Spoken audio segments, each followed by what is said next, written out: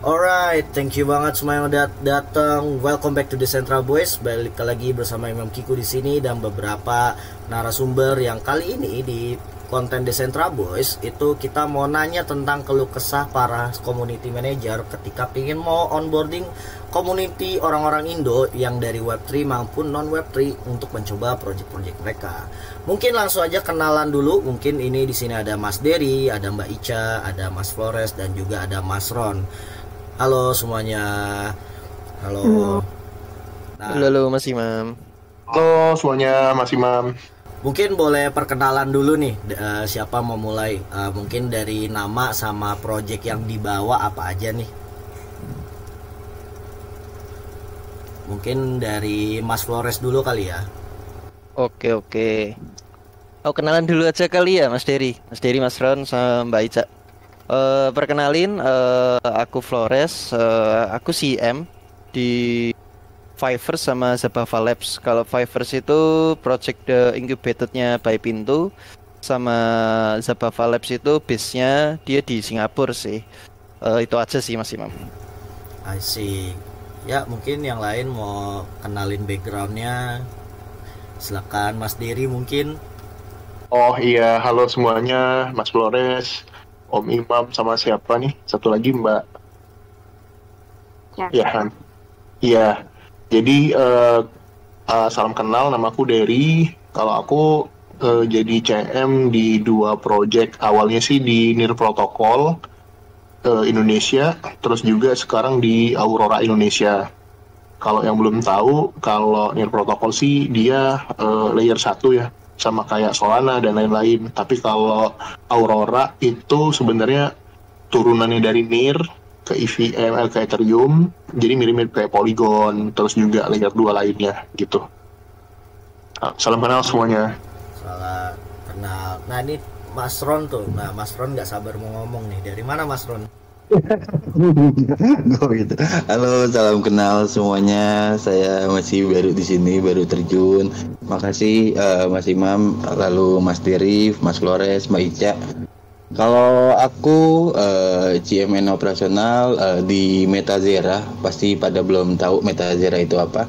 Metazera basicnya blockchain company, core-nya itu di NFT. Yang kita launching pertama itu di Gen 1-nya Proboscis Exotic First. Lalu dari situ ada satu lagi aku ngebantu di Dex Capital Community, komunitas edukasi netral ya. Gitu sih sebelumnya. Terima kasih. Oke mantap. Ya Mbak Ica, tinggal Mbak Ica nih. Mbak Ica dari mana nih asalnya nih? ya, halo, aku Ica, sekarang jadi CMD di Sing Sing, Web3 karaoke platform bareng Mas Imam juga, terus sama freelance di Engine. Udah itu doang sih. Engine tuh Engine starter from Singapore. Apa ya Engine tuh? Itu GameFi platform. Itu dia launchpad sebenarnya. Dia lebih ke launchpad. Apa namanya? Awalnya dia launchpad, terus makin kesini dia memang fokus di GameFi market sih Mas Imam kebetulan. Jadi memang apa namanya, aku sama Prakas sama si Kenji-nya kan memang lumayan deket, makanya aku kenalin ke Ica, jadi Ica bisa joinan sama Engine Starter sih kebetulan. Wah sih keren banget. Ya gila. Kumpulin datanya. Susah loh masuk tim engine starter tuh. Iri aku. Alright, ini ada Mas Radit juga. Mas Radit, apa kabar? Mungkin kenalin sedikit backgroundnya, dari project mana aja Mas Radit? Halo guys, aku dari Nester City dan Aurora Indonesia. Widih, ini Salam kenal semuanya. oke, ini tag team sama Mas Dery ya, keren-keren. Iya dong Dery, Ketemu lagi, bangke. Gokil, berarti di sini ada tag teamnya ya. Jadi ada tag team Aurora Indonesia sama tag team Engine ya. Tadi Mas Flores sama Mbak Ica ya. Yang Oh, beda. aku enggak sih Mas. Oh, enggak Aku ya? enggak sih. Enggak. Ya. Berarti ini apa yang solo tuh Om Ron sama Mas Flores ya, gokil. Ini kalau misalnya ada community yang join di podcast kita, anggap aja kayak temen yang pingin ngedengerin keluh kesah kalian. Ini kayak Mas Nigel di sini. Jadi let's go aja ya. Mungkin gue mau nanya sedikit dari awal. Kalian itu masuk jadi community manager tuh apa sih awal mulanya? Mungkin boleh duluan siapa nih yang mau cerita, curhat dikit. Flores. Dari Mas Digel mungkin. Ya mungkin boleh lah Mas Flores lagi lah. Jadi kayak Mas Flores patut diantisipasi nih tadi. Oke. Jadi gimana Mas Imam cerita masuk CM gitu ya, Iya. awal-awal ya? Betul. Kalau aku sih sebenarnya kalau cerita masuk CM tuh gak ada yang spesial ya. Itu lebih ke ketidaksengajaan sih sebenarnya. Awal mulanya itu cuman kayak aku orang yang berkomunitas seperti biasa lah sebenarnya di grup-grup kayak konvestasi lah, bla bla lah yang bener-bener grup netral gitu loh Mas Imam. Aku sering nongkrong di sana, lihat insight dari orang. Terus kebetulan tuh kayak aku tuh dapat dapat suatu opportunity sih sebenarnya. Opportunity itu lebih ke kayak Exi waktu itu. Exi di Mei 2021 ada yang bahas Exi ini itu, terus akhirnya ya dengan kenekatanku aku belum pernah tuh masuk ke DeFi lah atau NFT itu lebih dari 5 juta sebenarnya waktu itu ya. Terus waktu itu kayak masuk ke Exi waktu itu dengan modal kayak cuman $1.000 akhirnya ya udah aku nyoba itu masih aku nyoba Exi itu dari bulan Mei, dari modal $1.000 itu ke waktu itu peaknya aku tuh bisa sampai ngatur skolarku sendiri, akunku yang jadi tiga akun kan waktu itu, 3 akun jadi 30 akun sih Mas Imam sebenarnya. Nah, dari kebiasaanku nge-manage skolarku itu berarti kan aku udah sering nge-manage manage orang-orang terus main Exi bla bla, terus akhirnya waktu itu ada POG sebenarnya waktu itu. Nama lamanya Metabase sebenarnya. Nah, ada POG aku sempat bantuin sedikit di POG waktu itu jadi moderator sama belum ada CM waktu itu. Setelah itu dia setelah itu dia pindah nama jadi Metabase. Nah, itu kan aku kan udah ada kayak basic knowledge lah tentang Exi waktu itu ya, NFT lah. Enggak yang pro banget tapi ada basicnya aja. Aku kayak di hire sama mereka buat jadi CM sebenarnya. Jadi CM terus akhirnya aku kayak baru ngerasain tuh dalam jumlah yang sebesar. Kan kemarin kan aku kan ada skolarku tuh kebetulan bukan orang yang Web3 semua ya. Itu orang-orang yang cuman bisa main game sebenarnya. Bisa main game tapi menghasilkan duit lah waktu itu, simpel itu. Nah, dengan aku masuk project itu kan berarti aku kayak ngakuisisi orang onboarding Web2 ke Web3 kan lebih besar ya skalanya ya. Nah, di situ kayak ya sebenarnya banyak banget sih hal-hal yang aku nggak tahu jadi CM sebenarnya, nggak ada basic apa-apa jadi CM. Akhirnya ya aku trial and error sih sebenarnya di Metabase. Aku nyoba ini itu bikin turnamen, bikin EME, bla bla ya, semua trial and error sih. Jadi ya gitu sih Mas Imam. Kayak mengalir aja sih sebenarnya. Air mengalir, tidak sengaja gitu-gitu sih. Ya sampai sekarang akhirnya aku kayak nge-handle 2 project yang tadi Fivers itu lebih ke DeFi gara-gara aku sebenarnya pengen belajar banget tentang DeFi. Basic knowledge DeFi ada, DEX ini itu ada. Tapi kalau untuk yang bener-bener lebih teknisnya itu aku belum tahu. Makanya aku kayak minat terus aku akhirnya masuk ke Fivers. Setelah itu ya udah aku kayak jalanin gimana caranya onboarding dari Web2 ke Web3. Kita nyebutnya TradFi. Jadi yang nggak ngerti kripto itu kan kayak ada barrier tertentu kan Mas Imam. Ada barriernya tersendiri, makanya kayak oh ini berarti ada suatu challenge nih, makanya akhirnya aku take it sih Fivers itu. Terus kebetulan ini juga ada Zabava juga, makanya kayak ini kurang lebih sama ya kayak Metabase ya, kayak sejenis game itu, GameFi. Soalnya kan produk game itu lebih mudah dimengerti ya daripada DeFi sebenarnya di Web2 ya. Orang-orang Web2 kan lebih gampang mengerti apa itu game lah, bla bla, makanya kayak mungkin cenderung lebih mudah lah onboardingnya sebenarnya. Ya gitu sih Mas Imam ceritaku singkatnya. Mantap. Ini dari tidak kesengajaan jatuh cinta membantu community akhirnya bisa jadi kayak sekarang. Iya. Mungkin kalau dari Mas Dery nih awal mulanya jadi CM gimana nih? Oh iya. Oke, ini bicara sejarah ya. Jadi sebenarnya kalau aku dulu nggak tahu apakah kata-kata CM itu cocok. Jadi sebenarnya awal mulanya itu diajak sih, lebih ke arah direkomendasiin oleh Om Riki gitu ke tim dari Near Foundation gitu kan, untuk ngebangun komunitas Near Protocol Indonesia. Itu dari membernya itu cuma 20-an kalau nggak salah. Membernya cuma 20-an. Sebelumnya itu sempat ada orang yang ngebangun tapi dia nggak niat gitu. Kalau nggak salah desas-desusnya dia naruh uang 400 juta di NIR, terus tiba-tiba NIR naik dapat 1, berapa M, terus dia cabut, nggak mau ngurusin ini itu lagi.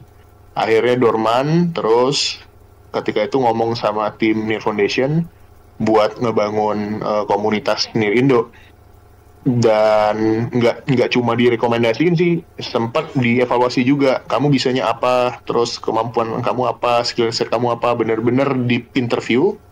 Terus dari mereka oke, dan di challenge lagi, ya udah kalau kamu niat silahkan jalankan 3 bulan tanpa funding at all. Jadi bener-bener capek sendiri waktu itu sama Om Agung ya, berdua.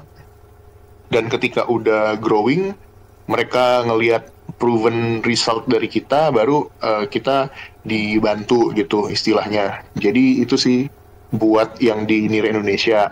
Nah terus untuk yang di Aurora, ini sebenarnya rekomendasi lagi nih. Kayak aku nggak ada niatan sama sekali, nggak ngerti apapun itu community manager, nggak ngerti. Jadi karena tahu misalnya NIR Indonesia itu aktif gitu kan, report terus juga progresif, ditawarin sama orang Aurora Labs, itu Elliot namanya, mau nggak bangun komunitas juga di Indonesia? Oke, siap gitu kan. Apa batasannya, boleh nggak kalau pegang NIR juga? Ya dia bilang Aurora juga bagian dari NIR, katanya why not. Jadi dibantu sama mereka. Jadi so far aku nggak pernah mengajukan sih, jadi memang diajak gitu. Dan kayaknya memang butuh tim, makanya aku ngajak Om Radit juga, sempat kenalan, jadi saling mengajak itulah kalau dilihat ya, kurang lebih itu sejarahnya Om Imam. Keren nih, ini apa, dari saling membantu ya. Kalau ini gue suka nih, pengajak jadi peluang, opportunity, grow bareng. Nah kalau Mbak Ica apa nih pengalamannya, apa awal mula jadi CM nih? Kayak menarik juga nih kalau Mbak Ica beda nih. Nggak ada yang menarik sih sejujurnya. Aku itu cuman aktif aja. Jadi aku aktif di beberapa community. Kayak dulu tuh aku aktif di EGG itu bareng si Maul nih. Maul ada di sini. Cuman aku nggak lama gitu loh aktif di situ. Terus aku aktif di Metabase pertama itu, terus kayak direkomend sama Flores buat jadi CM-nya Metabase. Terus udah jalan beberapa bulan. Pindah ke Sing Sing, direkomend juga sama Mas Imam kan itu, karena kayak menarik banget ini projectnya kan, karaoke. Terus kalau engine itu aku juga direkomend sama Flores lagi untuk bantu-bantu kasih data dan doang sih sebenarnya perjalanan karirku. Sabi, keren. Berarti Mbak Ica nih selalu bareng Mas Flores ya, jadi kayak sohib solid gitu ya. Mungkin ya kurang lebih gitu sih. Mungkin kalau tinggal 2 orang nih, dari Mas Ron dan Mas Radit. Kalau Mas Radit mungkin ada sedikit berseberangan dengan Mas Dery nih, partnya nih ya gitu. Jadi mungkin boleh cerita dikit gimana ceritanya bisa berseberangan partnya saat mau jadi CM nih, Mas Radit.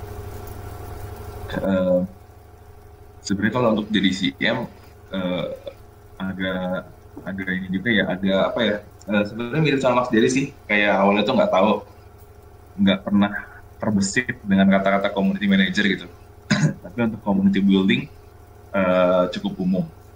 Nah, kalau awal-awal sih pasti karena dulu tuh terjun ke NFT pertama kali sama Squidbit ini kan, kenal NFT dulu, terus habis itu coba bangun ekosistem bukan ekosistem ya, bangun community kecil-kecilan gitu untuk beberapa NFT creator yang memang sejenis sama apa yang aku buat gitu. Karena dulu buatnya musik, jadi coba dulu ngumpulin teman-teman yang pada bikin musik gitu dari beberapa Discord, mau itu Web 2 ataupun Web 3, dari situ dulu kumpulin. Terus habis itu baru fokus ke dulu Scoot Lab ya, dulu di Scoot Lab bangun community lagi, terus ke ke Scootbit. Nah, dari Scootbit dapat kesempatan buat jadi community manager di Project Master City. Itu juga baru ngerasain pertama kali challenge-nya untuk sebagai community manager. Agak nggak mudah gitu kan untuk building, untuk cari memang orang yang memang tertarik sama project yang kita bangun gitu, apalagi misalnya projectnya belum terlalu umum gitu. Terus dapat juga kesempatan untuk bangun community di sebuah GameFi namanya Carbonation. Dia dari Near Foundation juga, dapat funding, terus terobosannya Octopus juga. Nah, di situ baru tuh pertama kali ngerasain banget kayak ngebangun community yang emang suka soal game gitu. Terus sekarang kan itu juga ekosistemnya kebetulan sama kayak Nestor City, dia di NIR juga, terus kebetulan ada keterlibatan ada orang NIR Hub juga yang ngebangun di game itu. Jadi mulai belajar dari mereka juga gimana caranya buat bangun community yang suka gaming, terus kenalnya ada berbagai jenis community, ada community yang memang datang hanya untuk tarik benefit, ada yang memang dia setia loyal emang pengen main gamenya dan segala macam, kayak jenis-jenis tipe orang yang mengikuti sebuah project gitu. Terus sekarang di Aurora Indonesia juga dapat direkomendasiin sama Mas Dery juga. Thank you Mas Dery. Ini juga baru kerasa banget serunya emang ngebangun community yang dimana community yang terbilang aktif, terus nggak ada limit-limit tertentu lah gitu kasarnya untuk ngebangun community-nya gitu sih. Jadi kalau sejauh ini sih pengalaman membangun komunitas lah ya, bukan sebagai community manager. Kalau pengalaman membangun komunitas sih udah dari mulai NFT secara personal, NFT secara project, blockchain regional, sub GameFi juga udah gitu Mas. I see. Ini pengalamannya Mas Radit menarik ya. Jadi banyak perseberangan sudut pandang community yang akhirnya malah mengelevate Mas Radit bisa jadi CM kayak sekarang ya gitu. Ini keren banget. Nah ini ada Om Ron dan juga ada Mas Mamet baru join. Halo Mas Mamet, thank you banget. Mungkin dari Om Ron dulu ya. Om Ron mungkin background CM-nya kan dari CM corporate tadi kan ya, tadi project corporate itu awal mulanya gimana tuh tadi? Aku basicnya memang dari corporate ya, mungkin kalau bahasanya di sini kita bilang orang web 2 lah ya. Tapi di sebelum itu pun kalau aku nge-build komunitas lebih dari kebiasaannya dulu anak-anak game ya. Biasa main game, kalau di game kita namanya The Guild, pasti sering juga pada main game. Buildingnya awalnya dari situ sih, lebih sering building guild, komunitas di dalam game yang interestnya sama nih, time common, tujuannya sama, visi misinya sama. Lalu diajak dari Dex Capital, awalnya itu bukan buat build komunitasnya di Dex Capital, tapi si projectnya ini yang si Metazera. Dan yang lagi di build sekarang komunitasnya untuk si project NFT-nya, si Proboscis ini. Ternyata sangat wow, beda ya, mungkin beda konsep, challenge-nya banyak dengan biasa setup komunitasnya yang same interest, lalu di sini interestnya berbeda seperti tadi Mas Radit bilang, ada yang purpose-nya cuma buat ABC, ada yang buat CDE, jadi benar-benar banyak idea, beda purpose, beda keinginan, sehingga itu sih sebenarnya challenge-nya kalau dari yang aku lihat ya. Jadi menariknya kita mau nyamain visi misinya nih antara komunitas yang lagi kita build, itu yang jadi challenge sih kalau buatku. Itu aja sih mungkin. Wah gila, keren. Berarti ini yang backgroundnya dari Web 2 ya. Keren, ada yang backgroundnya langsung dari Web 2. Biasanya community manager kalau kita lihat banyak kan langsung dari Web 3 ya, anak-anak digen, anak-anak muda. Nah ini ada juga Mas Mamet di sini. Ini Mas Mamet dari ID NFT ya Mas ya, Mas Mamet ya. Mungkin Mas Mamet boleh ngasih insight sedikit awal mulanya nih jadi ngatur orang terdepan community di IDNFT juga itu gimana sih? Mungkin singkat juga. Halo semuanya, salam kenal. Yang belum kenal, halo, kenalin, nama aku Mamet. Aku community developmentnya di IDNFT. Salam kenal semuanya. Halo alam semesta. Wah. Begitu. Oke, kalau misalkan aku boleh cerita sedikit, sebenarnya aku berangkatnya kalau untuk jadi community manager di IDNFT itu startnya dari kreator dulu kan, gitu ya. Ngobrol sama teman-teman yang lain, masuk komunitas juga. Terus dari situ ya karena mungkin konseptual aku seneng ngobrol gitu kan. Seneng ngobrol akhirnya dapat berbagai macam perspektif nih gitu. Nah setelah itu ternyata insight-nya itu bisa nyampe ke teman-teman. Dan dari IDNFT pun juga coba menawarkan juga gitu. Mau nggak nih nyoba gitu loh untuk jadi community manager gitu. Karena aku pun yang tadi dibilang suka ngobrol. Dari situlah jadi terbentuk sendiri gitu. Cuman challenging-nya juga dari yang tadi aku baru masuk tapi udah dengar sedikit gitu beberapa, challenging-nya adalah emang agak susah nih untuk menyamakan visi misi yang sama nih gitu dalam satu kontekstual komunitas kan. Ada yang pengen A, ada yang pengen B, ada yang pengen C. Wah, banyak sekali. Cuman selama itu kontribusinya buat komunitas baik, ya kenapa nggak jalanin aja gitu. Masing. Keren. Ini kalau dari perspektifnya semua yang gue tangkap adalah secara kesimpulan kalian itu emang kecintaan ingin membantu involving di dalam komunitas Web3 ya awalnya ya. Dan gue senang banget kalau gue pingin tahu nih buat teman-teman di sini kira-kira tuh barrier kalian mungkin kayak untuk merangkul teman-teman supaya masuk di project kalian gitu ya sebagai part of community di project kalian gitu. Minimal mau nyoba, nggak usah minimal mau nyoba deh, minimal merasa nyaman di community dalam project kalian itu apa sih gitu. Mungkin ada yang mau jawab nggak nih? Bebas, siapa yang bawa duluan nih?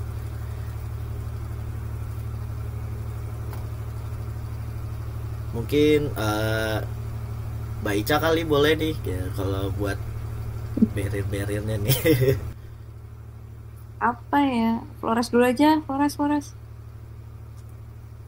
Kenapa aku sih? Gimana tadi Mas Imam?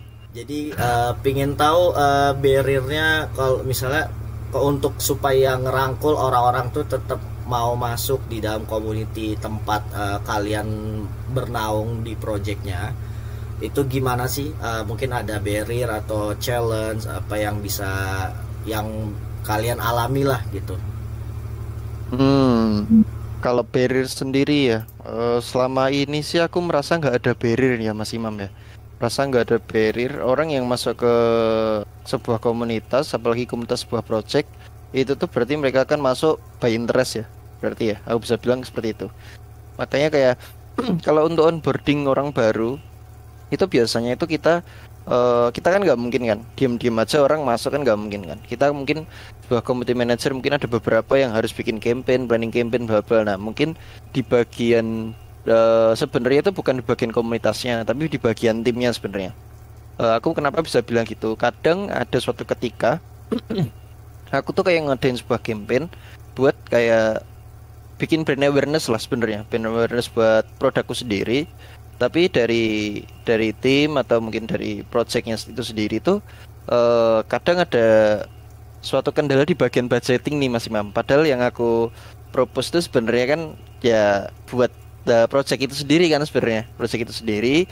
Jadi makanya kayak memang untuk sebuah komunitas tuh gak dikit-dikit budget, tapi kayak itu kan seenggaknya kayak untuk bikin mereka gimana ya, tertarik ya Mas Imam ya buat ikut campaign kita itu. Mungkin kayak Mas Imam kemarin kan contoh aku lihat bikin campaign di Sing Sing bla bla. Kalau nggak bikin campaign mana orang tahu kalau semisal Sing Sing itu apa, terus benefitnya pakai Sing Sing apa, seperti itu sih Mas Imam. Itu pendapatku ya. Jadi kayak kadang kita juga community manager juga harus adaptif sih sebenarnya. Kita harus adaptif. Kalau semisal project kita tuh kayak lagi sepi banget nih, tractionnya kayak di bagian telegramnya atau mungkin di bagian daily active user udah mulai berkurang nih, oh berarti kita harus ada inisiatif nih bikin campaign. Itu sih yang menurutku jadi kayak sebuah barrier sebenarnya. I see. Wah, Mas Mamet Setuju, kenapa? setuju. Cukup relate itu. Saya paham soal budgeting. Iya kan? Susah itu. Sangat. Itu susah sekali gitu. Dimana kita tuh maksudnya untuk kebaikan komunitas kan gitu loh. Betul, betul. Makanya kita kan dari komunitas untuk komunitas kan Mas Mamet, bener kan? Betul. Jadi kayak kadang kita ngomong ke tim kita itu kayak, aduh, ya kita yang udah ngerti komunitasnya ya, mungkin ya. Dari tim kita mungkin ada yang nggak ngerti gimana cara ngeran community, tapi kayak itu kadang suatu hal penting sih sebenarnya. Yang mereka tuh cenderung kayak nyuekin sih. Itu yang aku rasain sebenarnya ya. Jadi kayak mungkin di segi community itu aku bisa bilang apa ya, gimana ya, suksesnya sebuah project Web3 ya, suksesnya sebuah project Web3 itu kita bisa dilihat dari covernya itu ya, kita sebut cover itu ya komunitinya aktif, berarti aku bisa bilang ya projectnya jalan, aktif, bagus itu sih. Kita kan nggak bisa lihat dari dalamnya nih Mas Imam ya kan, tapi seenggaknya kita bisa lihat covernya dulu dari komunitinya run, oh berarti memang banyak orang yang interest sih di project tersebut gitu sih sebenarnya. I see. Jadi emang barrier-nya itu di campaign project ya, gitu. Betul. Tapi kalau campaign project itu kan buat produk yang aplikasi ya sifatnya.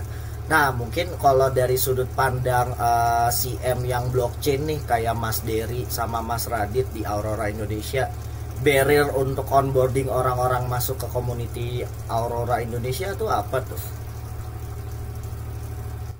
Mungkin bisa Mas Dery, Mas Radit. Aku mau bantu dari basicnya dulu sih. Pertama untuk ini dari pengalaman sendiri ya. Pertama untuk ngenalin blockchain Aurora sendiri. Blockchain EVM yang paling terkenal itu kan paling cuma berapa ya kan gitu. Terus Aurora nih karena mungkin termasuk baru juga gitu. Terus biasanya kalau ngenalin blockchain tuh gampang kalau memang ada ekosistemnya yang umum gitu. Nah, maksudnya ekosistem umum tuh kayak fitur dari blockchain tersebut yang emang unggul tapi secara umum. Misalnya kita kenalin Polygon kan layer 2. Tapi Polygon itu ada di OpenSea, jadi kita bisa kenalin dengan cara lewat NFT, yang dimana NFT itu udah cukup banyak lah ya didengar di kuping orang yang Web3 ataupun Web2 gitu. Terus yang kedua, Aurora nih kelihatannya kan dia blockchainnya bagus, dan tapi NFT-nya ini baru belakangan ini nih dinaik-naikin gitu. Nah, dari situ kita ngenalinnya tuh biasanya secara ekosistem yang general dulu, kita kenalin dulu blockchain-nya, karena kalau kita masuk lewat pintu NFT, karena memang belum ada karya yang memang melejit banget dari Aurora, jadi agak sulit buat kenalin lewat NFT. Tapi saat orang nanya apakah bisa jual NFT di Aurora, jawabannya bisa gitu. Nah, salah satu yang agak sulit juga adalah kebetulan token Aurora kita itu kan memang logonya tuh Aurora ya, namanya Aurora. Sedangkan ada lagi token satu lagi namanya Aurora juga, tapi simbolnya AOA gitu. Jadi kadang orang suka salah tangkap, ini Auroranya dikiranya AOA gitu, padahal sebenarnya Aurora yang real Aurora. Kayak gitu sih Mas, mungkin salah satu bridgingnya salah satu barrier yang pertama kali aku rasain tuh secara personal adalah cari pintu masuk, cari celah, karena kan celah yang paling gampang untuk mengenalkan sesuatu adalah memulai dari sesuatu yang common gitu kan, yang emang lu tahu dan gue tahu gitu, dan yang emang umum juga gitu. Jadi kalau mungkin buat kenalin ke ekosistem atau ke komunitas NFT, mungkin caranya agak sedikit nggak biasanya gitu, nggak semudah blockchain lain yang memang sudah terkenal nama NFT-nya gitu sih.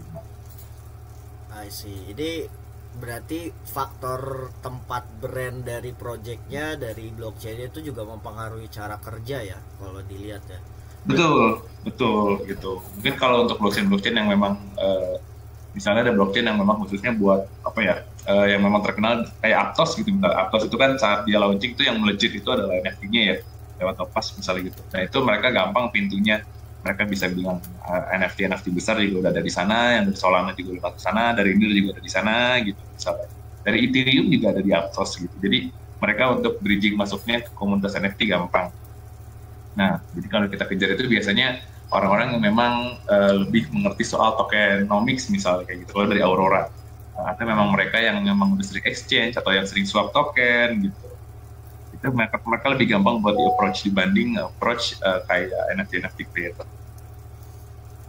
Masih. Ini berarti untuk blockchain itu brandingnya lebih rumit ya, karena ada beberapa layer ya, beda dengan project ya.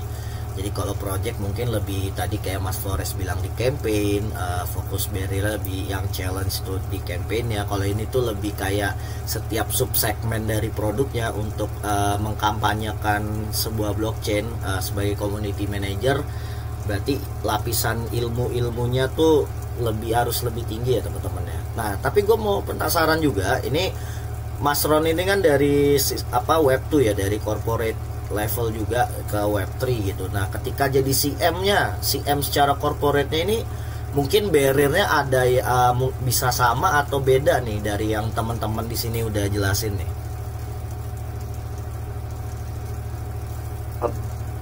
Kalau dari aku ya justru mungkin sangat berbanding terbalik barrier-nya. Jadi kalau aku bisa bilang justru malah barrier-nya adalah komunitas-komunitas yang sudah ada di dalam Web3 itu sendiri, baik same interest, entah itu NFT ataupun blockchain, token dan yang lain-lain gitu. Barrierku di sini challenge-nya tadi aku bilang sangat berbedanya. Mostly kita, kalau aku tarik contoh dengan Web2 gitu ya, kalau dengan orang-orang yang main game, anggaplah gamers gitu ya, orang-orang main game antar guild, mereka benar-benar support dengan ya udah same interest sama. Lalu kan berarti di pandanganku harusnya ketika gua projectnya NFT, harusnya ketika aku reach dengan community NFT itu akan welcome gitu ya, akan enak, akan ya udah same interest. Ternyata in realnya ketika di lapangan dicoba dijalankan itu tidak semudah seperti di Web2 gitu, sangat beda. Nggak ngerti sih basic dari behaviornya yang sudah jadi komunitasnya yang sudah besar itu seperti apa, ataupun memang ada regulasi dari si project-project itu sendiri di luar itu ya. Jadi gue jatuhnya challenge-nya justru lebih ke sana gitu, kayak kok rasanya jadinya malah bukan seperti community seharusnya, dimana kalau ada orang yang baru ketika kalian claiming misalkan edukasi gitu ya, harusnya kan anak baru nih, gue anak cerek dari Web2 masuk Web3, harusnya kan bisa digandeng, bukan untuk dipandang lo anak baru gitu. Itu sih yang jadi challenge buatku. Harusnya sih bisa lebih bisa lebih welcome mungkin ya, karena harusnya kalau memang mau mengedukasi orang Web2 jumping ke Web3, mulai start dari situ sih kalau menurut pandanganku ya, gitu sih Om Imam. Gokil. Ini berarti dari cara merangkulnya aja belum ada yang kompak ya, kalau dari sudut pandang orang awam non Web3 ke Web3 dan sebaliknya ya. Betul ya Mas Ron ya? Kurang lebih gitu. Oke, berarti kalau gue simpulin dari barrier-barriernya ini mungkin menarik ya. Ada yang dari biaya campaign, dari campaign supaya engage orang, ada price interesting, terus ada tadi yang ada multi segmen yang harus dijelasin, kayak terutama untuk campaign mengenalkan produk blockchain, dan dari corporate dari cara rangkulnya. Kesimpulan ketiganya ini sebenarnya kan perlu edukasi ya kalau dilihat jawabannya. Tapi kira-kira gue mau nanya ke semua teman-teman CM di sini, itu tuh kalian cara approach edukasinya dengan barrier-barrier tadi itu gimana sih so far yang kalian udah lakuin saat ini gitu. Mungkin dari Mas Dery dulu nih, kelihatannya Mas Dery insightful deh, asik. Sembarangan. Sorry Mam, pertanyaannya apa? Gimana caranya ngatasin barrier-barrier tadi ya? Iya, betul. Oke, jadi tadi kan sebenarnya udah disampaikan sama si Radit ya, terkait kalau di Web3 itu susah banget nih dibandingkan teman-teman yang emang udah ada projectnya kayak game atau ada produk gitu. Kalau kita nih kayak ayo semuanya kita belajar bahasa pemrograman gitu kan, ya kan susah gitu. Jadi kalau dari barrier sebenarnya sih kalau aku bagi dulu nih segmen orang-orangnya siapa aja. Kebetulan di Aurora sama Nir kan ada developer, ada end user, ada crypto enthusiast, ada bounty hunter gitu. Dan setiap kategori itu kan ada challenge-nya masing-masing ya. Jadi kita harus cukup agile juga sih buat bisa nge-reach mereka. Yang paling gampang dan gurih adalah ya ngincer orang-orang yang bounty hunter atau yang cuma datang buat maaf ngomong tujuannya ngumpulin hadiah gitu kan. Ya tapi nggak apa-apa, kita juga bisa memanfaatkan keadaan. Dia juga punya resource sosial media, dia bantu share, retweet, ajak teman-temannya gitu. Dan kalau misalnya segmennya end user, literally misalnya NFT artis, berarti kita reach community yang memang banyak NFT artis yang memang nggak idealis gitu, artinya dia mau adaptasi dengan perubahan. Kita kasih benefit kayak misalnya minting, fee. Terus juga untuk developer, nah ini agak seru nih sebenarnya karena mereka lebih suka di acara yang offline dan memang waktu time lead-nya itu agak lama. Intinya semuanya harus dijalankan sih. Kalau dalam teknik marketing, gimana caranya tuh orang dari bangun pagi sampai pergi ke kantor, sampai di kantor, sampai balik ke rumahnya itu dia ngelihat iklan kita. Nah jadi sekedar insight aja sih. Kalau sekarang ada namanya viral marketing ya, yang lagi happening banget. Dan sebenarnya orang-orang digital marketing udah sepakat. Intinya kita nggak peduli, nggak ada satu metode yang pasti. Intinya kita banyakin semua traffic itu ke kita, gimana pun caranya. Entah itu ngadain event, entah itu meeting online, entah itu meeting offline, entah itu partnership dan lain-lain. Intinya gimana caranya sebanyak mungkin orang-orang itu bisa mampir ke channel kita, gabung, subscribe, aktif, dan lain sebagainya. Gitu sih Om Imam. Asik. Gue tertarik poin yang saat onboarding developernya ya, karena tadi kan bilangnya offline ya, banyak kan kegiatannya lebih offline gitu ya, supaya mereka untuk pendekatan belajarnya lebih oke. Nah ini mungkin kalau masalah yang pendekatan secara offline, biasanya kalau acara-acara corporate secara konvensional kan kegiatan offline tuh kayak seminar offline tuh sangat diminati. Nah menurut Mas Ron nih, barrier yang tadi disebutkan Mas Ron dengan pendekatan offline itu apakah bisa solve nggak sih sebenarnya gitu? Dari aku semua ide atau insight itu bisa solve, sangat bisa tersolve. Cuman balik lagi mindset atau tipikal manusianya atau orang-orangnya yang sudah berkecimpung lama di Web3 ini mau merangkul nggak orang yang baru terjun ke Web2 gitu loh. Jadi kalau isu yang aku terjun ke lapangan sekian bulan ini, aku lihat mostly mereka merasa tidak dirangkul dengan baik gitu. Makanya jadi mungkin bahasanya ada yang bilang ketika acara Web3 offline orangnya itu aja, ketemunya dia aja gitu, karena mereka punya ketakutan sendiri. Bahkan pun aku perhatikan dari grup-grup tele-tele lain yang memang sudah besar, ketika ada orang masuk tanya, jawabannya seperti sarkas kayak ya lo kan tinggal baca ini doang, lo tinggal baca itu. Menurutku itu bukan the wise way untuk kita merangkul orang yang baru terjun masuk ya, menurutku gitu. Makanya aku mau mencoba mengajak, kalau memang bahasanya edukasi, mungkin dari si orang-orang yang sudah lama di Web3 ini pun juga bisa bersepakat merubah cara merangkul orang yang dari Web2 mau ke Web3 lebih baik. Kalau memang purpose-nya ingin memperbanyak orang dari Web2 pindah ke Web3 gitu. Karena sebenarnya dari artinya sendiri Web2 itu apa sih, Web3 itu apa sih gitu. Sebenarnya kan similar, nggak ada bedanya. Perbedaannya di teknologi gitu. Kalau makanya kemarin aku ngobrol sama Mas Imam, ketika kita ngomongin metaverse, kita bahas ke orang-orang game.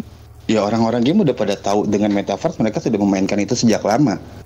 Lalu ketika kalian menggembor-gemborkan metaverse, nggak ada bedanya kok sama gue dari dulu main game di Web2. Simplinya mungkin contohnya seperti itu ya. Makanya aku bilang caranya aja sih. Jadi keluarnya orang-orang Web2 pun akan jadi kritis ke orang-orang Web3. Sama ketika kita bilang blockchain itu apa sih, kripto? Oh ya udah, gue nggak mau kripto gitu. Kan yang terbentuk itu sih yang maksud aku, ayo dicoba dirubah gitu, biar orang-orang juga mau lebih banyak tahu arti sebenarnya Web3 itu apa, blockchain itu apa, dan ya udah kayak gitu aja sih kalau dariku. Asik. Nah Ini barriernya cukup menarik ya, dan solusinya tuh ternyata tergantung mindset ya. Nah, ngomong dan tadi juga sempat mention kalau kita membawa gimmick metaverse itu orang-orang sebenarnya yang kalau gamer udah terbiasa. Nah, mungkin yang biasa jadi bagian CM produk nih, kayak misalnya Mbak Ica dan Mas Flores gitu. Kalau ngelihat misalnya dengan barrier tadi di campaign-campaign yang ngincar hadiahnya, dan kan padahal sebenarnya misalnya kayak tadi Mbak Ica kan di engine starter kan GameFi ya gitu jatuhnya ya, GameFi platform gitu ya. Itu kan harusnya game-game juga gitu, harusnya konsepnya harusnya tidak asing gitu. Tapi kenapa malah jadi susah untuk mengajak orangnya, bahkan sampai harus dikit-dikit bakar duit buat ngasih campaign gitu. Mungkin Mbak Ica bisa jawab nih. Itu lebih ke penetrasi market di Indo, karena emang rata-rata orang kita kan lebih cari kan hasilnya dari situ kan, kayak Hunter, Job Hunter, something like that. Jadi kayak kalau misalnya kita nggak bakar duit juga bakal, ya tetap bisa dapat user, bisa engage ke member. Cuman susah banget dan slow banget, stepnya slow banget, tapi dijamin aktif, dijamin organik ya, tapi akan slow banget di situ. Dan kita kadang sama head team juga dikejar sama number kan, sedangkan kita nggak dikasih budget apapun buat gerak. Dan kita kasih option pun juga kayak mereka rasa it's a no di situ sih. Oh gitu. Ternyata barriernya yang terjadi dari segi project terutama GameFi itu tergantung bosnya juga ya ternyata ya. Gila. Kayak ada language barrier antara kita sama head teamnya. Kayak misalnya head teamnya orang mana kita. Suaranya Mbak Ica agak kecilan. Enggak. Gedein. Gitu. Saya mereka bisa, tapi mereka kurang paham kita ngomong apa, dan kita pun juga gak paham mereka ngomong apa gitu loh. Gitu. Berarti ada language barrier juga. Jadi ini kompleks ya teman-teman ya. Jadi buat teman-teman yang di Decentra Boys, memang untuk barrier ini tuh sebenarnya saling berentetan ya. Kalau tadi kita ngelihat dari mindset orang yang awamnya masih ada rasa takut sampai dari project, dan juga ada yang emang kalau dari bosnya juga pemahamannya beda, mungkin selain ada language barrier dan juga mungkin pemahaman ke community-nya mungkin gak nyampe, bahkan sampai ada yang levelnya tuh multi level gitu.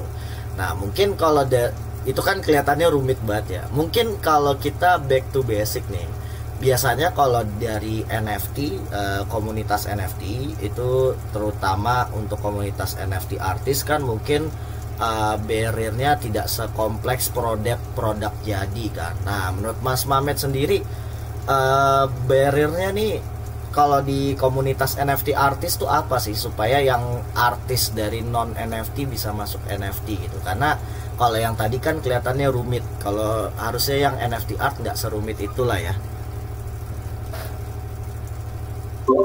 Alright, kalau NFT artis ya barriernya lebih ke circle blockchain gua.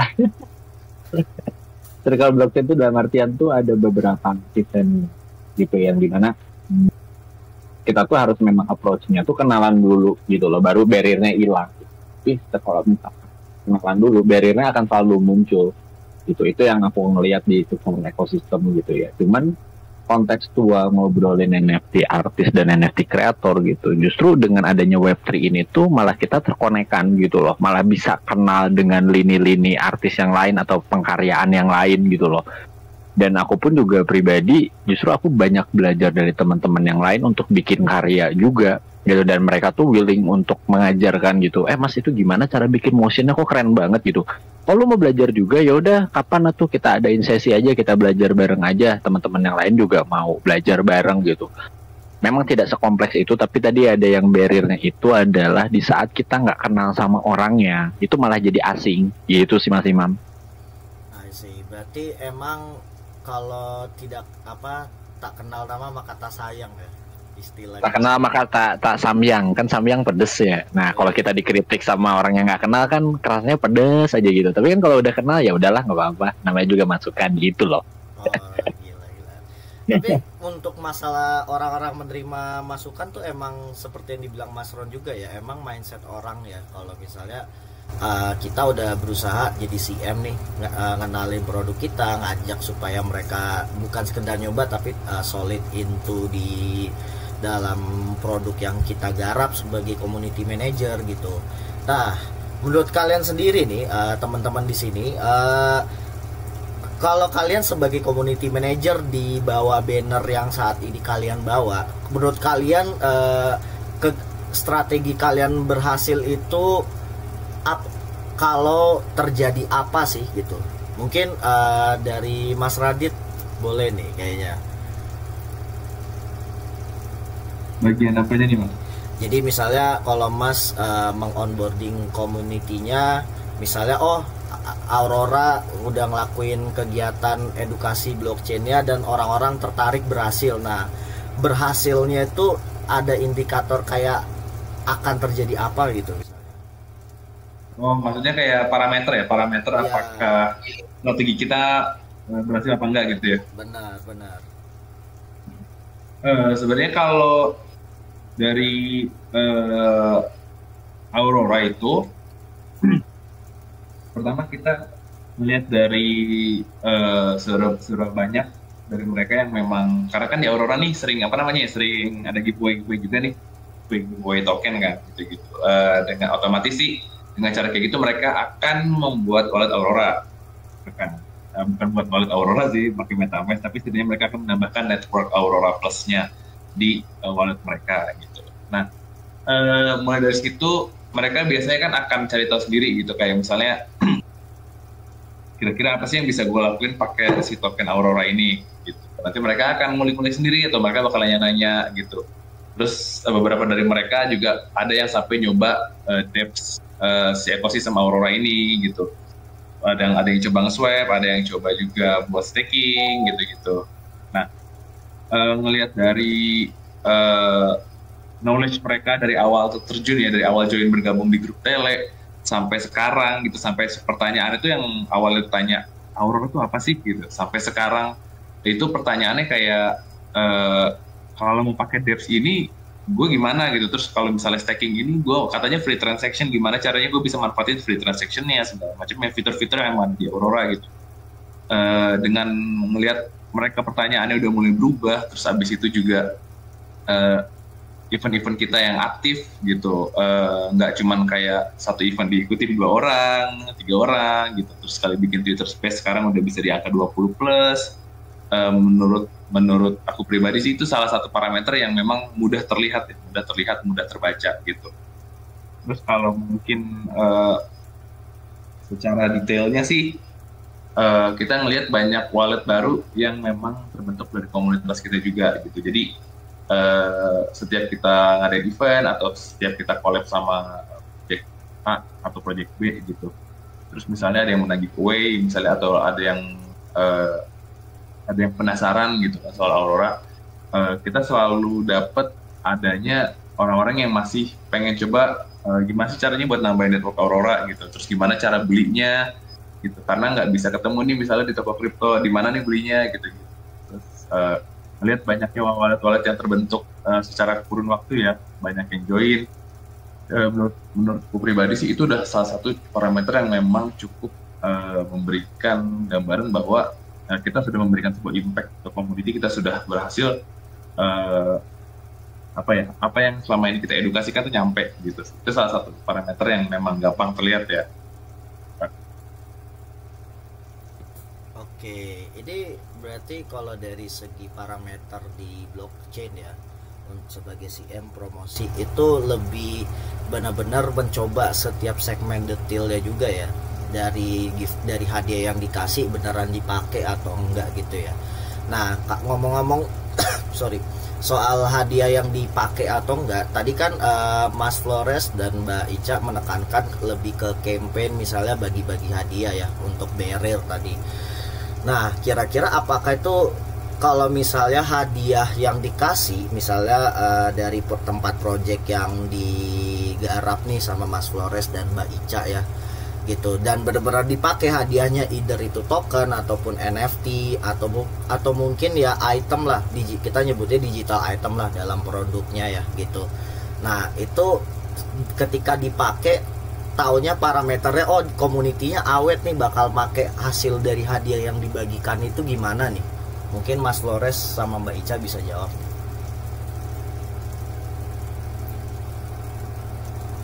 Kalau aku ya Mas Imam ya, untuk jawaban seperti itu sih aku bisa bilang ya itu tadi ya, seperti aku yang ngomongin sama Mas Mamet, kita kan dari komunitas untuk komunitas ya. Jadi entah itu hadiahnya mau dipakai atau dijual lagi, itu terserah mereka sih sebenarnya. Nah, untuk aku bisa bilang kesuksesan suatu campaign atau produk itu gini Mas Imam. Aku kan udah terbiasa works by number ya. Jadi aku udah biasa kerja sama angka ya, sama angka. Jadi memang aku bisa bilang campaign atau projectnya itu lancar, itu berhasil itu dengan ya traction sih. Memang aku kan sering banget nih di suatu project, memang aku lebih sering sync up sama PM-nya ya, product managernya. Jadi kayak setiap campaign itu memang aku tekanin sama partner, sama ini itu memang ada CTA-nya. Yang CTA-nya itu mungkin dari segi website atau aplikasi kita. Nah dari segi website mungkin kayak aku memang bikin URL sendiri ya, URL sendiri yang gimana itu bisa nge-track kita punya activity atau campaign itu yang ikut tuh berapa orang gitu loh. Setelah itu kita masuk ke conversion rate-nya itu jadi daily active user tuh berapa. Soalnya kan di akhir cerita sebuah produk atau apps itu memang yang dicarikan daily active user ya Mas Imam ya, bukan activation member ya. Jadi memang yang dicari itu orang yang main long run sih sebenarnya, main long run. Jadi katakan customer kita lah, customer kita. Jadi aku bisa bilang suatu campaign berhasil itu ya dengan number itu sih. Jadi memang realistis ya, lebih realistis kalau semisal kita itu semua ke-track sih Mas Imam. Gitu sih. Ini semakin mengkerucut ya. Kalau tadi dari yang blockchain lebih kayak mencoba dari segmen detailnya, kelihatan sudah ada impact gitu ya. Kalau ini lebih dari benar-benar indikatornya terhitung secara angka ya, mungkin dari user yang bertahan berapa, user yang mungkin baru masuk, atau user yang mungkin udahan berapa. Ini menarik.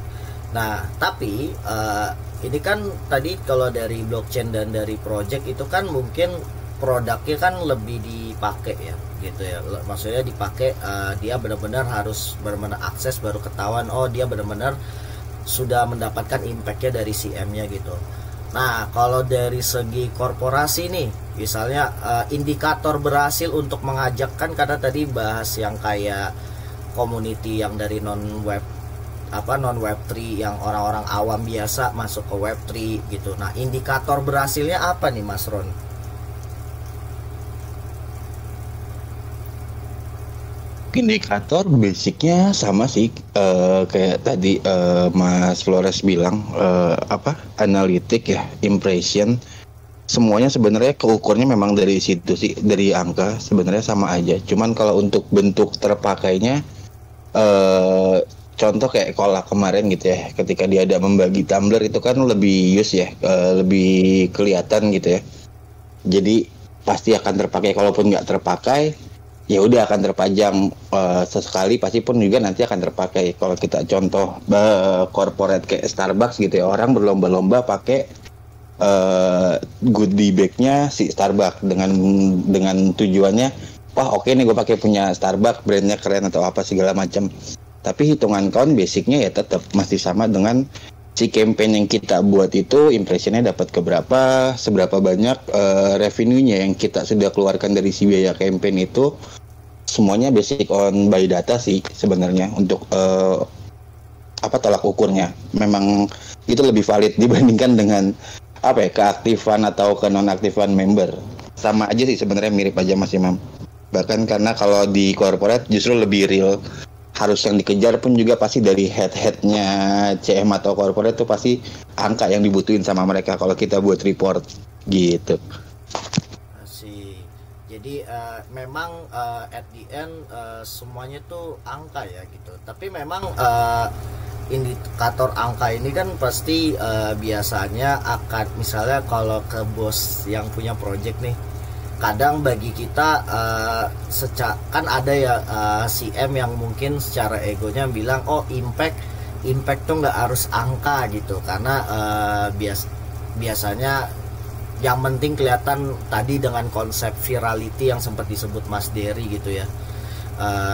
Yang penting sering kelihatan muncul deh di sosmed ada orang yang buzzer gitu misalnya, tanpa peduli angka. Apakah itu juga ketika nanti di deliver ke bosnya gitu misalnya, oh ini impact kita tuh bukan dari angka tapi orang-orang secara organik gitu, bahasanya udah ngelakuin itu sendiri buat kita gitu. Nah, apakah itu juga bisa dijadikan patokan keberhasilan gitu ya, produknya udah mulai dipakai gitu ya gitu. Mungkin siapapun yang mau menjawab silakan. Oke, aku mau respon boleh kali ya Mas Imam ya. Boleh. Gitu. Memang sih kontekstual angka tuh nggak pernah lepas, pasti itu jatuhnya jadi kayak indikator keberhasilan dan bisa dievaluasi kira-kira kurangnya apa nih, kenapa kampanye nggak bisa jalan gitu, kenapa kurang di kampanye ini segala macam, akhirnya ada evaluasi kan gitu. Cuman kalau aku pribadi di ID NFT sendiri pun tetap ada tuntutan angka gitu untuk setiap aktivitas yang berjalan ya. Cuma kalau dari kita melihat ekosistem jadi jalan, jadi ada trigger dan ada motivasi, justru itu kita jadi malah ngerasanya apa yang kita bikin itu nggak sia-sia. Sesimpel aku coba bilang waktu itu kita coba ID NFT itu coba aktivitas bikin Twitter Space seminggu penuh full gitu kan, karena kita ngelihat ada beberapa slot yang sebenarnya ini nggak diisi nih sama komunitas lain gitu kan, kosong nih, bisa kita ngisi kali ya, ngelengkapin lagi gitu. Nggak tahu kemudian gitu kayak sekitar seminggu lagi, maksudku seminggu kemudian itu adalah ada yang nabrakin event Pak gitu kan, loh kok kemarin kita tungguin mana nih kok nggak ada gitu kan, kenapa pas giliran kita bikin event malah bikin event juga gitu loh. Cuman akhirnya itu kita lempar lagi ke market lagi, ke para audiens lagi, ya udah jadi alternatif aja gitu loh. Jadi buat aku sendiri pun mau campaign aktivitas apapun, tapi kalau ternyata itu bisa jadi ekosistem jalan terus, ya kenapa enggak, itu bisa dibilang campaignnya sukses gitu loh, ada impactnya gitu Mas Imam. Mantap, berarti at the end number itu mungkin supaya buat pendataan aja kali ya, hasil kerja. Iya. Tapi at the end the real impactnya adalah orang yang terinfluence akhirnya ikut-ikutan gitu ya. Jadi nah itu si paling ngisi gitu ya. Si paling ngisi, bener. Nah, karena tadi kita udah bahas tentang impact dan indikator, kebetulan tuh kalau indikator kan kita udah ngeliat tadi teman-teman. Nah, pastikan dari indikator akhirnya ada engagement yang mungkin dilakukan secara offline nih. Gue mau nanya ke semua teman-teman CM di sini, kalau misalnya kalian ke event offline, karena sekarang kan udah balik normal dan udah nggak ada namanya pandemi, udah nggak ada namanya COVID, udah benar-benar normal ya gitu ya. Jadi banyak event-event offline yang terkait community ya, either itu dari secara komunitas crypto, NFT ataupun community Web3 secara general. Nah, kira-kira kalau dari teman-teman CM sendiri, kalau ke acara offline event Web3 gitu, yang kalian cari itu apa sih sebenarnya? Gitu. Mungkin bisa dari ini ya kali ya, dari Mas Radit kali ya. Apa sih yang dicari kalau CM datang ke offline? Sebenarnya gini sih, apa ya? Aku nggak tahu ya apa ini sih apa enggak. Cuman karena belakangan aku fokusnya di BizDev. Jadi kalau aku pribadi kalau datang ke event-event offline itu biasanya yang dicari pertama adalah koneksi, terus kita kan perlu banget tahu proyek-proyek apa sih yang lagi dibangun orang gitu, karena nggak semudah di Web2 yang dimana misalnya Mas Imam mau kirim paket, terus bingung nih kurir ada apa aja nih, jasa pengiriman ada apa aja, kan tinggal ketik di Google ya jasa pengiriman gitu, dan itu bakal banyak banget kan. Tapi sayangnya di Web3 ini nggak semudah itu gitu. kecuali memang mungkin kita bernaungnya di Ethereum atau di blockchain yang emang gede banget gitu. itu mungkin biasanya muncul dari website Alchemy atau dari sejenisnya. Tapi kalau memang misalnya kita misalnya bangunnya di blockchain yang memang nggak terlalu umum sama orang Indonesia gitu, terus kita juga pengen tahu sebenarnya ada project-project apa sih gitu, orang-orang tuh punya ide kreatif apa sih, mereka tuh sedang ngebangun apa sih yang mungkin bisa diintegrasikan sama apa yang sedang kita bangun atau apa yang sedang kita atau apa tempat yang lagi kita kerja gitu misalnya. Jadi yang pertama aku cari tuh hal-hal seperti itu dulu, kenalan dulu, cari koneksi, dan mungkin dari koneksi itu kita bisa bangun partnership yang memang bisa membesarkan atau memberi benefit bagi proyek kita dan juga proyek dia gitu. Terus yang kedua adalah wawasan sih, wawasan, karena misalnya kayak tadi nih, misalnya contohnya di web itu misalnya Mas Imam mau kirim paket, tinggal Google nih, tetetetet gitu. Nah biasanya kalau kirim paket itu kan pasti kan kayak benda mati gitu kan. Terus pas searching misalnya ketemu nih, oh ternyata ada loh jasa kurir atau jasa pengiriman yang bisa mengirim hewan, misalnya hewannya gajah gitu, hewan-hewan gede gitu. Oh ternyata ada tuh kurir-kurir apa jasa-jasa pengiriman yang kayak gini. Nah itu titik apa hal-hal seperti itu sebenarnya aku cari di event-event offline, karena masih banyak hal-hal yang nggak pernah gagal kayak bikin aku tuh kayak surprise lah kasarnya gitu setiap ngobrol sama orang, kayak misalnya mereka lagi ngebangun ini gitu, misalnya kayak ketemu sama Netra misalnya, oh ternyata bisa ya Mas ya musik di kayak gitu kan menggunakan sistem NFT, terus royalty sharing dan segala macamnya. Jadi mungkin di luar sana mungkin ada yang seperti Netra juga gitu, atau mungkin di luar sana mungkin ada yang seperti Squidbeat gitu. Dengan mengetahui hal-hal yang baru ngebuka peluang juga buat aku untuk mengetahui apa yang memang orang-orang buat di luar sana gitu sebenarnya. Jadi buat wawasan, networking, partnership gitu-gitu sih. I see. Berarti memang elemen of surprise ketemu di dunia nyata tuh penting ya untuk mengupgrade mungkin dari segi wawasan CCM juga ya, supaya mungkin deliver produknya makin gitu ya. Iya, karena kita kalau pribadi sih kita nggak pernah tahu mungkin ada hal selama ini kayak misalnya kita bilang kayak aduh kenapa sih NIR tuh nggak punya dApps yang untuk ngegenerate smart contract secara mudah kayak Manifold misalnya gitu. Nah tapi mungkin sebenarnya ada yang sedang membangun itu, tapi mungkin belum ke blow up atau belum apa gitu, dan biasanya dev yang baru membangun itu nggak mungkin langsung muncul di first page Google gitu kan. Jadi emang harus turun ke lapangan kadang-kadang, harus kenalan segala macam. I see. Ini jawabannya Mas Radit lengkap nih.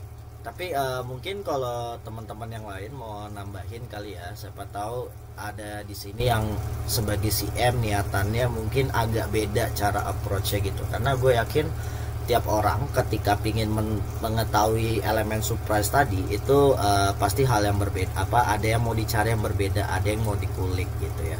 Terutama mungkin gue sering dengar dari Mas Mamet, kalau misalnya Mas Mamet turun ke lapangan selalu pingin banget mengulik di community apa sih yang kira-kira supaya NFT artis tuh bisa makin berkembang. Nah kira-kira kalau Mas Mamet turun ke offline tuh seberapa jauh kah komunitas-komunitas yang bakal nge-spill elemen of surprise ya demi kebaikan NFT artis nih? Wah banyak, banyak banget. Soalnya experience-nya emang beda. Maksudnya dalam artian kontekstual, aku sendiri sebagai community development datang ke lapangan pun juga pengen tahu gitu loh kejadian lapangan seperti apa gitu kan. Itu pun juga jadi ada posibilitas lebih nambah nih, misalkan kalau misal mau kerja sama project apa atau misalkan sama company apa gitu ya, itu jadi naik beberapa persen karena kita udah ketemu langsung sama orangnya dibandingkan kita mungkin hanya menghubungi lewat email atau lewat WhatsApp gitu loh. Tapi experience yang dirasain tuh memang beda. Oh iya kita sebelumnya pernah ketemu gitu. Anggaplah misalkan aku belum pernah ketemu sama Mas Flores nih gitu ya, tapi aku ngajak kerja sama via email doang atau via Gmeet doang gitu. Mungkin ada pertimbangan A, B, C segala macam. Tapi kalau udah ketemu langsung, ngobrol segala macam, nah itu possibility-nya buat kerja sama tuh jadi naik sedikit gitu loh. Itu sih kalau yang aku rasain gitu. Dan banyak juga benar kata Mas Radit tadi, experience elemen of surprise yang oh ternyata gitu loh. Bener sih. Terutama memang kalau misalnya kita meeting online, kita kan nggak tahu karakter orang ya, gitu ya. Dan ketika kita udah kenal karakternya, kita tahu oh nih orang ini bisa di approach long term atau enggak gitu ya.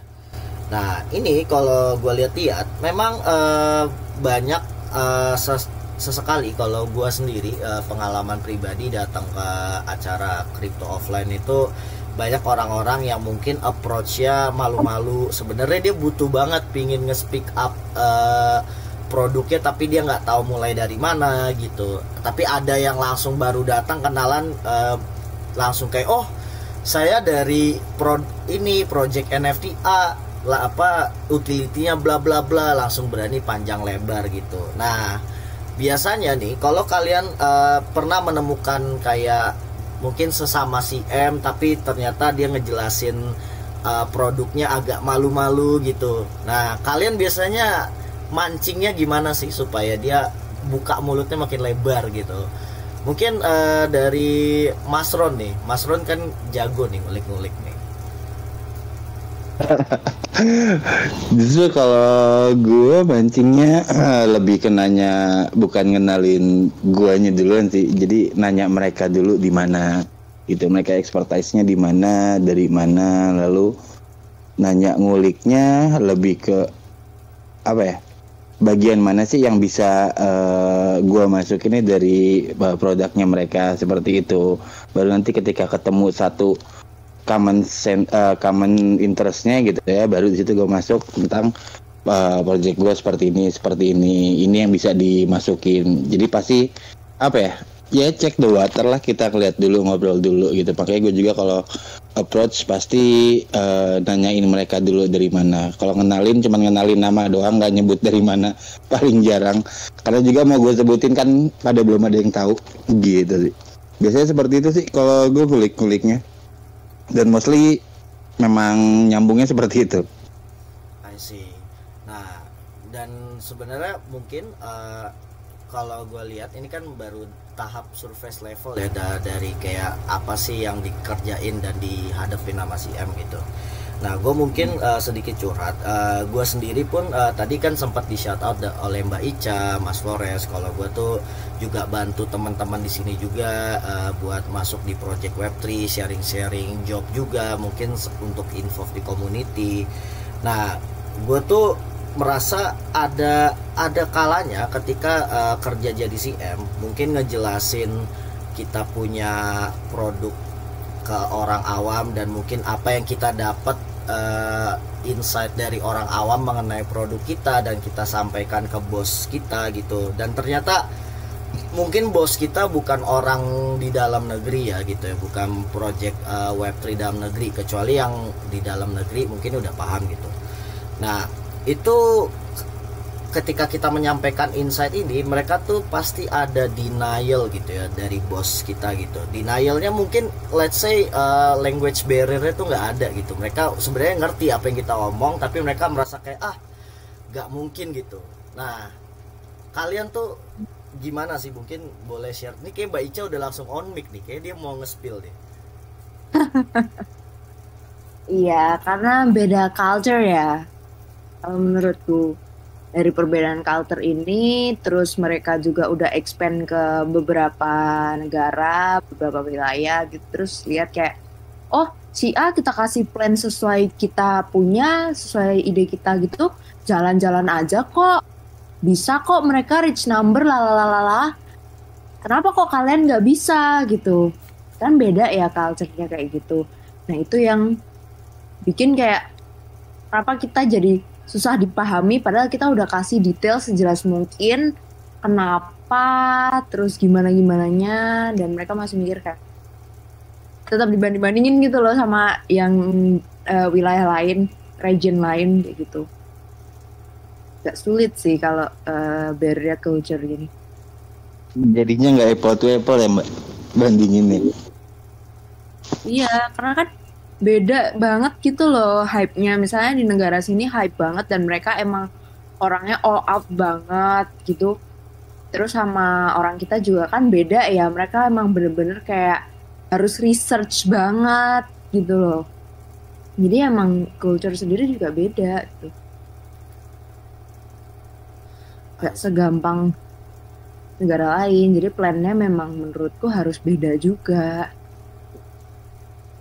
I see. Berarti emang culture tuh penting ya. Nah, ngomong-ngomong karena tadi faktor yang culture dan hambatan dan lain-lainnya itu berarti ada dong nggak enaknya dia di CM.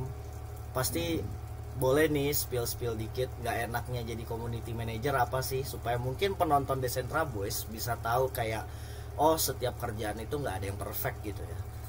Gitu. Mungkin siapa nih mau jawab duluan nih? Nggak enaknya itu adalah capek sih, karena pasti ketemunya berbagai macam orang dan energinya beda-beda gitu sih. Capek banget itu buat ngontrol energinya. Kalau dari Mamet itu, yang lain mungkin merasakan hal yang sama, capek ketemu orang mulu. Berarti pekerjaan CM itu nggak cocok buat orang introvert kali ya Mas ya? Atau gimana nih? Oh tadi tuh Mbak Ica juga mau on mic tuh. Introvert sebenarnya cocok aja karena kan kita nggak setiap saat harus interaksi secara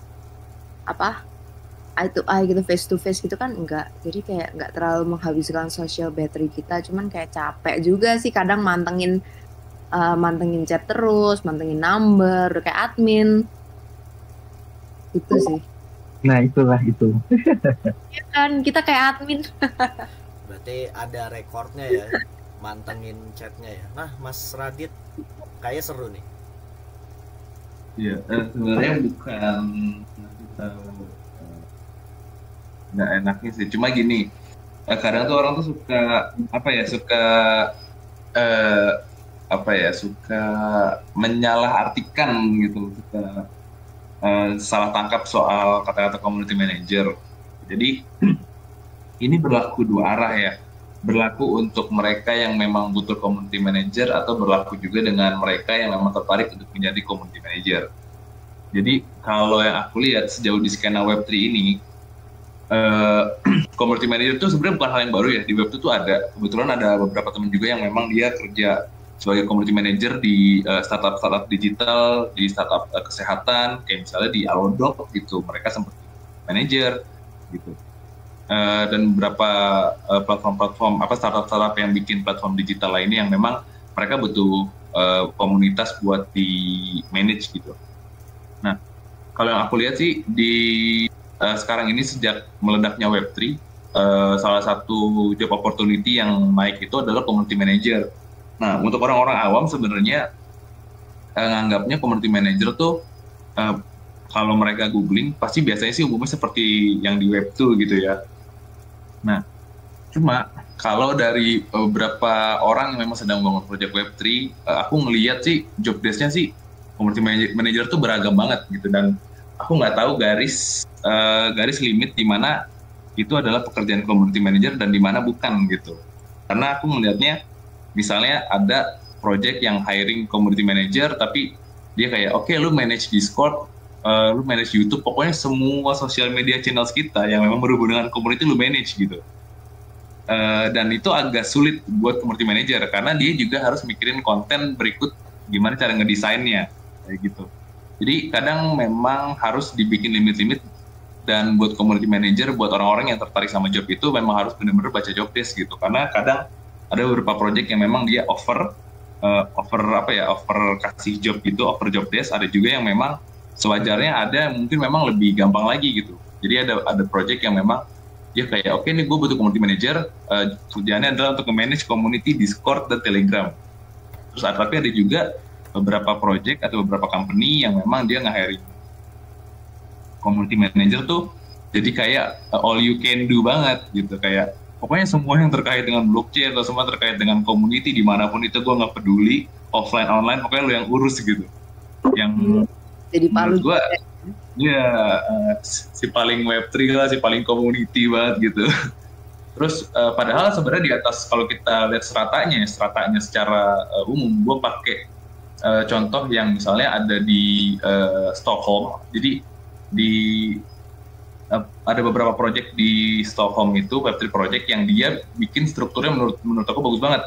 Jadi dia pertama tuh bikin community manager itu sebagai officer yang paling bawah, terus habis itu di atasnya ada community leader, di atasnya lagi ada community specialist gitu. Dan itu memang terstruktur dan mereka bisa nge-manage dengan baik gitu. Nah salahnya biasanya, bukan salahnya ya, sayangnya beberapa project atau mungkin beberapa company agak misuse atau enggak misunderstanding soal community manager. Jadi apa ya, bukan nggak enaknya sih. Cuman mungkin buat teman-teman yang mau hiring atau yang mau apply atau yang berminat untuk jadi community manager, mereka harus benar-benar bikin line bottom garis batas tertentunya dulu. Itu kadang kayak yang ditulis nih sama Mas Ayam the Best ya, CM plus sosmed manager, nah gitu-gitu tuh. Jadi kadang harus tahu dulu batas limitnya tuh kayak gimana, karena salah-salah dia bakal ngurus bener-bener semuanya gitu, dan bisa dibilang kadang underpaid, kadang malah per contribution gitu-gitu. Jadi harus benar-benar dipastikan. Nah itu CM, sosmed, sales, marketing, semua deh pokoknya. Partnership. Ya, kalau kita lagi jelasin produk kita secara offline ke orang yang biasa gitu, maksudnya bukan yang Web3 enthusiast gitu, juga kadang kita dikira sales sih. Kayak, oh ini aplikasi apa nih, menghasilkan uang, Binomo nih. Kayak gitu sih. Awal-awal lagi rame kasus Binomo tuh bener-bener kayak sales sih. Cacangin lah, diapalah. Apa sih? Sebenarnya kalau dilihat ya dari kesimpulan di situ, bahkan kalau di orang awam, misalnya di keluarga kita nih yang nggak ngerti Web3, ditanya kerjanya apa, community manager. Apa tuh community manager? Biasanya gue paling gampang bilang dia customer service sih. Coba bedanya, customer service-nya dia lebih keren, lu bisa ngiring masa gitu, ya nggak sih? Bilangnya marketing sih. Oh, tapi kalau marketing ntar jadi palu gada masalahnya, gimana dong? Ya kita memang palu gada sih. Ya tergantung company-nya juga sebenarnya. Tapi lebih sering gue merasa kayak, kok kayak palu gada banget ya kita ya. Gue maksudnya. Jadi, Gua bilangnya biasanya elit global sih gitu. Kerjaan lu apa elit global gitu. Cuci banget aja. Diem ngapa-ngapain buka laptop sambil YouTubean, sambil Iya. Oh, kerja di mana aja, tapi ya ada bayarannya, uangnya jalan terus gitu kan. Jajan kok bisa beli ini itu. Betul, kita tuh ngobrol buat dibayar loh guys. Jadi ya udahlah ya. iya. Ngobrol kita tuh ada isinya, bukan sekedar jualan gitu. Tapi ini lucu juga sih, ngomong-ngomong rebahan tapi tiba-tiba dapat duit. Jadi gua tuh selalu ditanya, ini mungkin gue bikin konten ini juga buat ngasih lihat ke keluarga gua kalau kerjaan gua di Web3 itu sebagai community manager PR ya. Gua public relation untuk produk Web3 juga. Itu tuh sebenarnya bukan main-main gitu loh. Tapi somehow mereka tuh nganggep, oh kalau kerja itu harus in office, atau mungkin kalau WFA kelihatannya harus ada big thing yang kelihatan impactnya tuh bukan kayak orang mereka lihat ya, mungkin lebih ke barang ya atau jasa yang pokoknya tiba-tiba orang lihat, oh nih barangnya ada nih yang dia kerjain. Nah gitu-gitu sih. Nah kalau ke keluarga misalnya kayak tadi kan udah sempat jelasin, ditanya orang kerjaan, misalnya mungkin ada keluarga, kerabat, menantu, mertua nanya, kok kerjaannya rebahan tapi dapat duit gitu, tapi kok aneh gitu, kalian produknya juga nggak nyata gitu. Terus perbedaannya dengan kerjaan konvensional, ada jaminannya nggak? Kalau di Indo kan karyawan tuh pasti dikasih asuransi BPJS, ada tunjangan gitu. Nah kalian buat men-tackle keluarga atau kerabat-kerabat yang non Web3 menanyakan hal-hal seperti itu tuh saat mereka tahu kerjaan kalian tuh CM tuh dan mereka nggak paham gitu. Nah kalau sih gimana ya yang asik ya? Kadang gue bingung juga soalnya. Sebenarnya sih kayaknya bukan cuma semerta-merta hanya di Web3 sih. Ngelihat dari kayak beberapa developer gitu, misalnya mereka memang kerjanya di perusahaan luar gitu, yang non Web3 tapi di perusahaan luar, mereka dapat misalnya company-nya ngasih benefit berupa membership nge-gym, terus apa habis itu asuransi gitu segala macam. Tapi ternyata itu hanya berlaku untuk di negara itu sendiri kan. Misalnya lu ada membership nge-gym bukan berarti lu bisa pakai membership lu di sini gitu kan, benefit dari company-nya. Jadi kadang kalau belajar dari beberapa teman yang emang kerja kayak gitu sih, nakalnya sih kayak mereka bilang kayak misalnya gaji mereka 10 juta gitu. Nah, mereka bilang kayak oke, iya gaji 9, satunya tuh buat asuransi, buat transport, buat internet gitu, buat buat operational cost-nya dia lah gitu. Jadi mereka biasanya ngomong kayak gitu sih, kalau dari apa yang gue dengar. Sih menarik. Kok gue jadi kayak Bapak Mamet ya. Gila, gokil. Tapi memang kalau misalnya ada yang nanya, misalnya kalau pertama kali kerja nih, misalnya kan biasanya terutama mungkin yang kerjaannya mungkin kuliah lulusan komunikasi, ini kan biasanya sangat relate dengan CM ya, community manager. Kenapa harus jadi CM? Nah, kalau kalian ditanya kenapa harus jadi community manager, kalian bakal jawab apa nih? Mungkin dari, ya silakan. Oh, baru unmute. Kalau menurut gue karena itu pekerjaan yang masih banyak masih banyak lapangan pekerjaannya, terus kayak masih easy lah. Meskipun palu gada, tapi menurut gue itu paling easy daripada kita harus jadi kayak product manager dan lain sebagainya. Itu kayak pikirannya lebih rumit lagi sih, karena dia nggak cuma mikirin dari segi community-nya juga, dia harus mikirin dari segi produk dan lain sebagainya. Lebih capek sih kataku. Terus mereka harus lebih atur budgetingnya, dan mereka kan tahu dalam perusahaannya tuh kayak gimana banget kan, mereka ngerti. Jadi kayak harus mikirin juga dong. Kalau kita kan enggak, kita cuma ngasih idea gitu. Iya sih sebenarnya. Oke. Kalau teman-teman yang lain, kalau ditanya kenapa harus jadi community manager, kalian bakal jawab apa? Gue bakal jawab enaknya tuh banyak temennya loh, karena ketemu banyak orang kan gitu, banyak temennya, banyak insight-nya juga gitu. Terus tadi benar juga kata Mbak Cita juga gitu loh, bahwa ini tuh termasuk yang bisa dibilang susah-susah gampang gitu loh, tapi resource-nya tuh cukup oke, karena kita secara nggak langsung juga kenal human behavior orang gitu loh. Nggak usah mikirin produk kita mau apa, kita ngasih idea gitu. Nah sih, berarti emang power mulut ke mulut itu bener-bener skill yang masih dibutuhkan ya, dari zaman purba sampai sekarang nggak akan mati ya gitu ya. Nah tapi kalau misalnya nih kan sekarang lagi ngetren AI ya, apa-apa pekerjaan yang sifatnya itu manusia oriented tuh mulai perlahan digantikan sama AI. Apakah community manager bakal digantikan sama AI juga 5 tahun mendatang nih? Mungkin siapa yang bisa jawab boleh nih, karena kelihatannya menarik. Mungkin Mas Ron kan kelihatannya paling ngerti nih.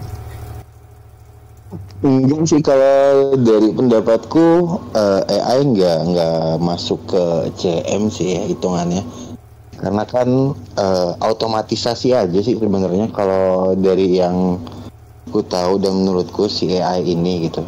Jadi kalau big issue-nya AI ini akan menyerang justru malah ke developer yang pada coding front end, back end, lebih ke sana sih gitu. Karena kan dari si Web3 sendiri kan juga mereka sudah menyisipkan AI untuk mengautomatisasikan hal tersebut gitu. Kalau dalam Web2 kita setupnya biasanya itu connect antara apps ya gitu ya, kayak contoh lah kayak ATM bersama gitu kan.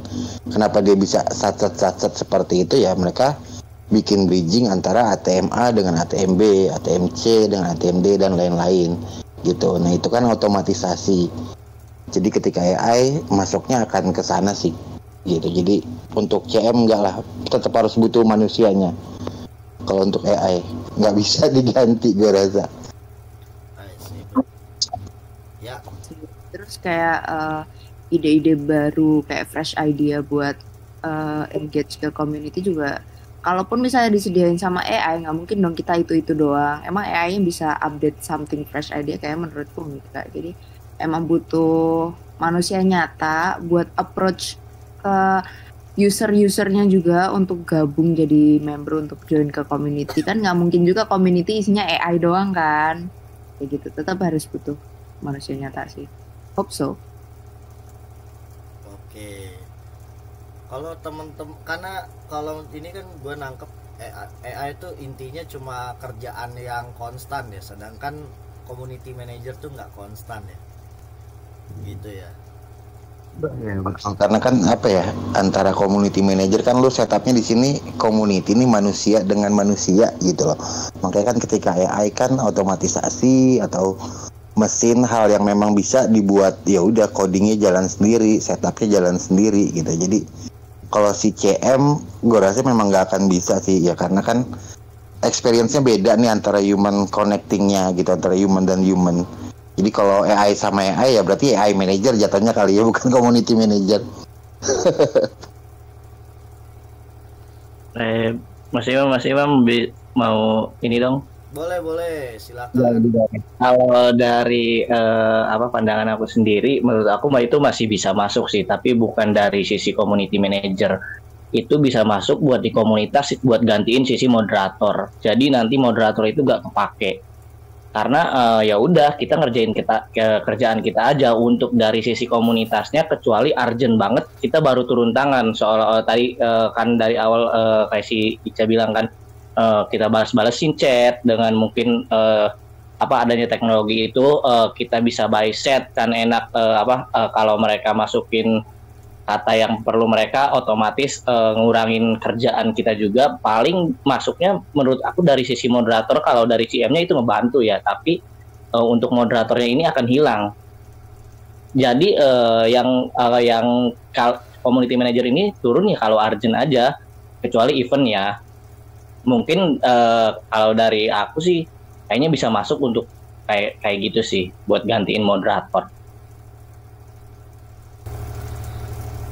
Sih berarti kan biasanya kalau kita di grup Telegram atau grup Discord produk Web3 gitu kan suka ada update announcement gitu ya. Berarti yang mungkin yang kayak update announcement atau update info event yang di itu, atau untuk problem solvingnya kan bisa juga kan Mas. Oke, benar sih. Jadi problem solvingnya tuh maksudnya mungkin kayak nge-guide CM-nya misalnya kebingungan nentuin strategi approach-nya, mereka bantuin kayak opsi-opsi aja gitu kali ya Om ya. Iya betul Mas. Oke gitu. Wah Mas Radit udah cabut katanya ada urusan. Oke nggak apa-apa. Mungkin ini final aja ya sebelum kita closing. Tadi kayak udah 1 jam lebih. Jadi kalau dari kesimpulan memang CM itu dari pekerjaannya emang unik ya. Kelihatannya mungkin buat masyarakat Indonesia yang terutama nggak berkecimpung di dunia Web3 itu bakal nganggapnya mungkin pekerjaan sepele, tapi ternyata banyak rintangan yang sebenarnya rintangan ini tuh harus benar-benar di solve dan emang butuh manusianya supaya feeling masyarakatnya ketika mencoba produk ataupun project yang akan dibawakan oleh community manager ini, mereka merasa nyaman dan aman gitu ya, mau betah di sana lama-lama gitu ya. Nah jadi mungkin buat final nih, buat saran orang-orang yang baru mau mencoba jadi community manager, kalian mau kasih saran apa nih sebelum closing? Gue dulu kali ya. Banyak ngobrol. Saya itu doang kok. Simple kok, banyak ngobrol. Karena kalau gue sendiri percaya community manager itu pasti ada teori-teorinya berbagai macam gitu loh. Tapi kalau tidak berbanding lurus dengan lapangan, nah itu nanti bakal jadi PR gitu. Jadi banyakin ngobrol sama orang kayak gitu doang. Mungkin dari teman-teman yang lain mau ngasih saran buat teman-teman yang baru mau jadi community manager. Mungkin Mas Dery. Sering caper ke orang kayak co-founder atau something big di project-project baru. Caper sih, wajib. Jadi berarti ayo dong hire aku. Asik. Oke, tapi mungkin kalau teman-teman udah pada capek, mungkin kita closing aja. Kayaknya udah nggak ada yang mau nyaut, capek. Alright, thank you banget buat narsum yang udah datang hari ini. Mungkin video ini nih bakal gua tayang insya Allah Rabu besok ya. Jadi Rabu besok bakal gua rilis Rabu sore, dan mungkin buat teman-teman yang pingin ada konten kayak gini lagi, jangan lupa komen di YouTube-nya Decentra Boys, dan topiknya kalian bisa nentuin sendiri yang masih berkaitan dengan Web3, mungkin ke orang awam dan lain sebagainya, bisa bahas banyak banget pekerjaan-pekerjaan di Web3 yang mungkin sebenarnya belum pernah diulas ya, insight-insight wawasannya. Jadi mungkin kalau ada yang tertarik bikin diskusi kayak gini, komen aja di YouTube Decentra Boys, dan jangan lupa subscribe dan tombol loncengnya. Alright, itu aja dari gua, Decentra Boys signing out. Let's go.